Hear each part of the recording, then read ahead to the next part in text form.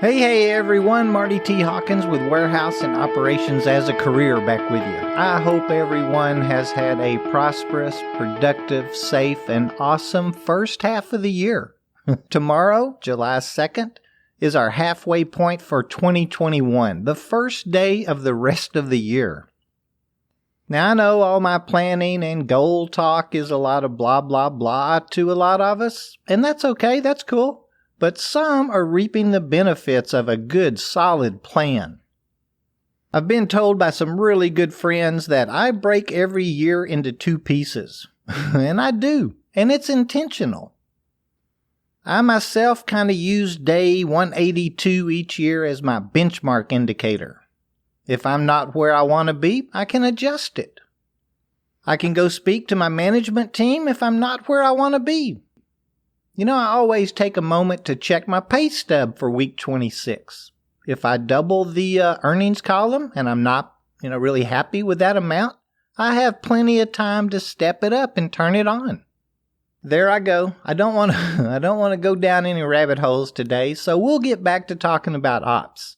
But if you'd like to know anything about some easy side hustles I've used and helped others get started with, kind of to make up that second half of the year, just shoot us an email to host@warehouseandoperationsasacareer.com. Okay, let me look at my sheet here. So, counterbalance forklifts or the set-down lift. I've received several emails recently regarding either training, certifications, or why can someone not get hired as a forklift operator. So today I wanted to answer one listener's question in particular. A gentleman wrote something like he had seen several advertisements for forklift operators at a really good pay rate, so he paid for and took an OSHA certification class. He passed and was given his forklift license, and nobody will hire him. He has been on, he mentioned 6 interviews, I believe. Okay, now if you're a long-time listener, you know that I'm going to have a lot to say about paying for pit training or powered industrial truck training. But let's talk for a minute about the set-down forklift. Personally, I loved my time on the Counterbalance. I operated them for, about 5 years, I guess. And then the company that I was with recalibrated their aisles and brought in the narrow aisle stand-ups so we could have more aisles and more slots in the building. So the Counterbalance lift. I think one of the first things we should learn, and I hope whoever is training us points out that our center of gravity is key when lifting freight. We have to understand how our lift's center of gravity is always going to be changing. Minute to minute. Tilting our mast forward changes our center of gravity. Moving our carriage or forks side to side with the side shift changes our center of gravity. Even if we have the exact same weight on a pallet, but we distribute that weight a little differently, say on a longer pallet, our center of gravity changes because we've moved more freight forward. Believe it or not, once you become one with the forklift, really experienced, you can feel your center of gravity. Next, I'm sure your trainer will point out that a forklift drives differently than a car. Most of our light industrial lifts, put away and replenishment types anyway, will steer from the back. You can have the standard 4-wheel models, but there's also 3-wheel models. And now there's a couple of models with roller wheels. You can literally zero turn with them. And a few safety functions. First, there will be a seat belt. If it's not there, don't get on the lift. And many units will come with a strobe light. Make sure it's working properly. Recently, we've seen those blue perimeter light kits being installed, warning pedestrians and other operators that a forklift is approaching. You should be taught that a pre-trip must be filled out before using the equipment. Every time. It's the law. And it's going to be important that you take your pre-trip seriously. It could very well save your life or your peer's life. When I'm training people, I really work on the turn. As mentioned a bit ago, a lift turns differently. The rear or butt of the forklift swings out and wide when turning. We have to remember that and allow room when it's in tight places. And I hope, even when just being trained, that our trainer points out how dangerous entering and exiting trailers can be.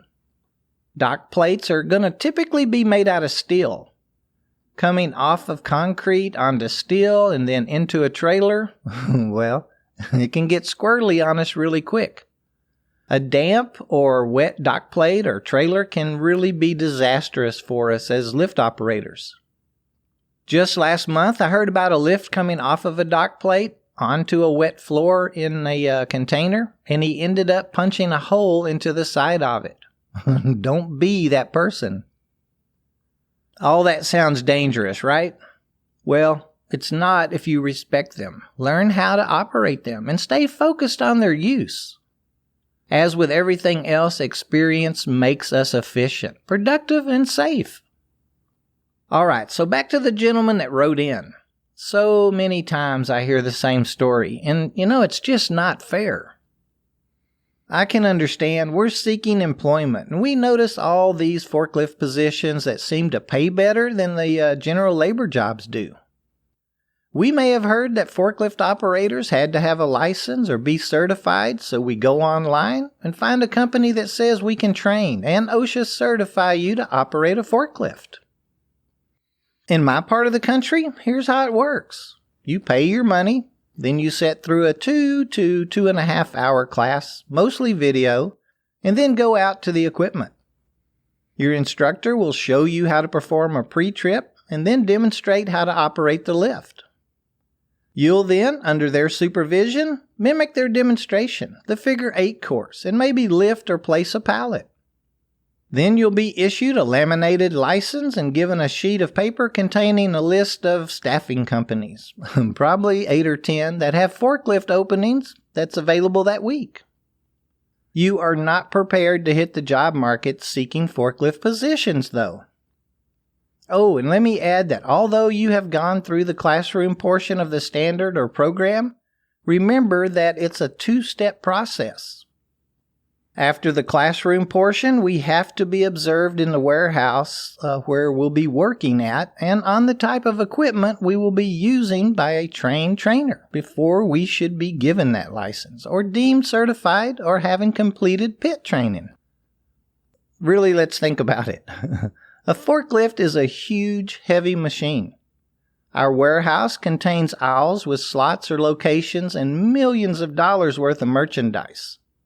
Can an employer hire us with no experience, pay us that forklift wage, and then train us to operate a lift? No. That pay is for an experienced operator. That makes sense, right? Now, the proper way to become an equipment operator is to plan to be one. There are no shortcuts. First of all, don't pay for that license or training. Your employer is going to give it to you for free. Second, you will have to have experience to be successful. Even if you're a natural, you have to gain that knowledge of how the warehouse works, what the equipment is for, etc. And the last important thing I'll say about it today is that, the old adage of, but I'm a fast learner, will not cut it for this position. You have to have experience. So how do I learn to operate a forklift and get paid for it, you ask? First, let's identify where we want to work. A few warehouses within the distance that we're willing to commute. Let's start there. Then apply to any position to kind of get our foot in the door. General labor, sanitation, utility positions, anything we have a little experience doing. We're going to show up on time for every shift. Do our very best with the task at hand. We're going to be that employee. Then after, let's say 30 to 60 days, we'll let our management team know that our goal is to learn to operate the counterbalance forklift. We'll probably be trained and promoted within a year, with that raise that we wanted. Experience, there's just no way around it. And for safety's sake, we wouldn't want it any other way, right? Now, I know it's hard. I understand we want it now, and we are very confident in our abilities. But this is our careers. They take time, but a job we love is worth that time. Speaking of being confident, I want to talk about PPEs for just a minute. Simple things like a safety vest, earplugs, back belt, steel-toe shoes or boots, the simplest daily protections need to be worn, and more importantly, we need to understand why we are wearing them. You know, you can ask any safety guy. PPEs are the last resort. When analyzing a job hazard process or procedures are written to reduce harm or take it out of the equation. PPEs may be determined as that piece of additional protection, the just-in-case piece. And you know, there is a reason they are required, I assure you.